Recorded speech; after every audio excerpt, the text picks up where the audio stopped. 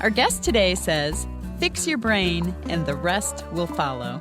He gives us and our patients 8 strategies to increase longevity. Welcome to the ReachMD Book Club. I'm Dr. Leslie Lundt from Foothill Psychiatry in Boise, your host, and with me today is Dr. Gary Small.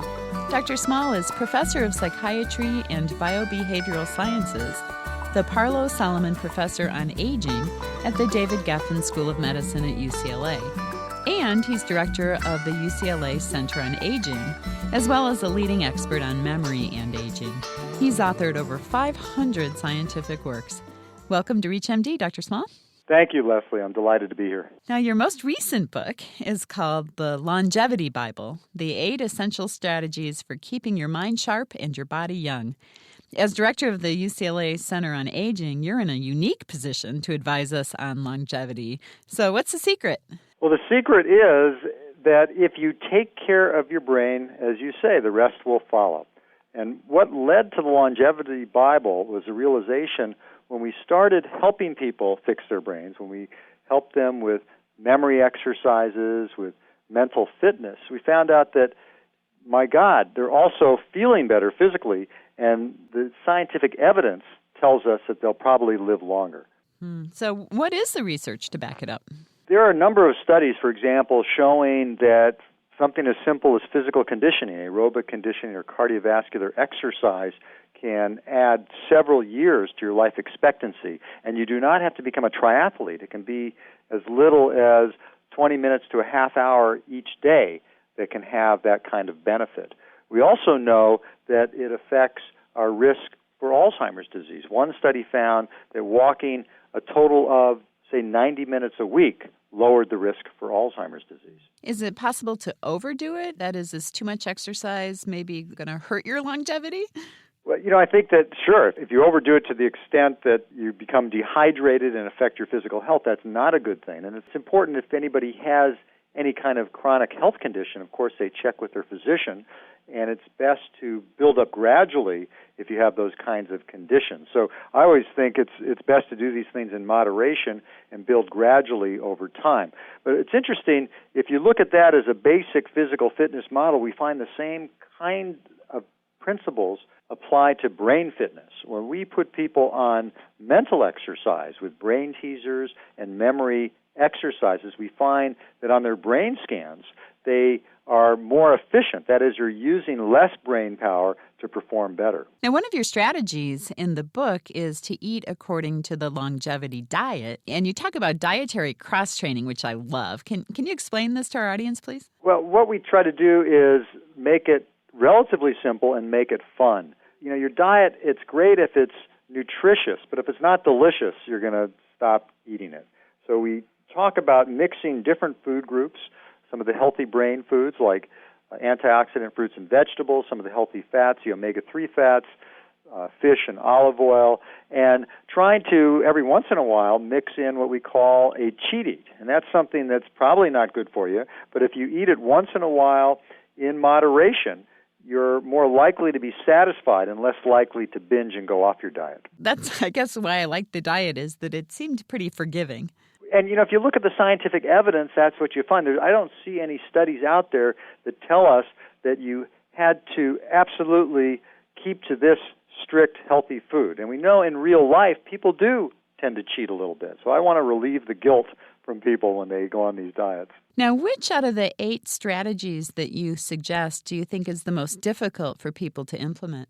When we got started with our studies, we found that actually diet was difficult. They tended to not want to change their diets because it meant going out and shopping and setting things up differently. But when they actually went about it and did it, they found tremendous impact right away. They started feeling more energy. They were sleeping better, especially when they combined that with physical exercise. So I think in general, diet is hardest for people, but we find that if we can get them started and they start seeing results, which we found they do in our studies, that they're willing to go for the long haul. If you go on a diet, or anybody goes on a diet, if they started out after a day and they get on the scale and they see they've lost a pound, they're more motivated to continue. And we have the same approach with our mental exercises. We try to teach people simple memory techniques so they can see results right away and be motivated to work on it over time. That was my other question I had. I mean, the strategies that you have in the book make sense. They certainly are healthy strategies for us all. And we all, as physicians, we know diet and exercise are important. The hard part is always getting people to actually do it. Any advice on how to get our patients to follow through with this? I think it's important to start out with a few things and build. I've got 8 strategies, and people might say, well, Doc, that's a lot to remember, and you haven't even fixed my memory yet. So what I'll tell them is, start out with this tip. I want you to take a 10-minute walk after dinner with your husband.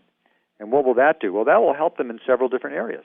They'll get some physical conditioning. That'll help their heart. They may live a bit longer. It'll help their brain circulation. It may help their memory. It may help them with their medication. They may lose weight, and it may help with their blood pressure, so they have fewer medicines to take. It will help with reducing stress. They'll be able to talk about their day. They'll feel more socially connected.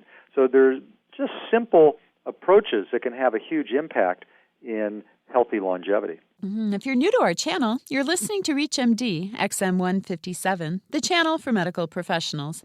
I'm Dr. Leslie Lundt, your host, and with me today is Dr. Gary Small. We are discussing his latest book, The Longevity Bible, 8 Essential Strategies for Keeping Your Mind Sharp and Your Body Young. Dr. Small, we've talked about diet, exercise briefly. What are the other strategies? Well, another one is having a positive outlook. We know that optimists live longer than pessimists, and it is possible to learn optimism. And in the Longevity Bible, I provide some exercises to help people see the cup half full instead of half empty. Another one I mentioned, and that's staying socially connected. Isolated people have less of a survival advantage, and we help people learn better empathy skills, which is really the social glue that keeps us connected.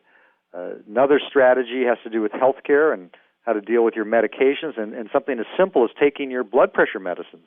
If you have high blood pressure, can extend your life by years. We also talk about supplements and what are some of the challenges of supplements today. And we talk about memory exercises and a variety of other approaches. Talking about supplements, I just read a piece on Ray Kurzweil, who wrote The Singularity is Near, and apparently he is kind of on a personal mission to live forever.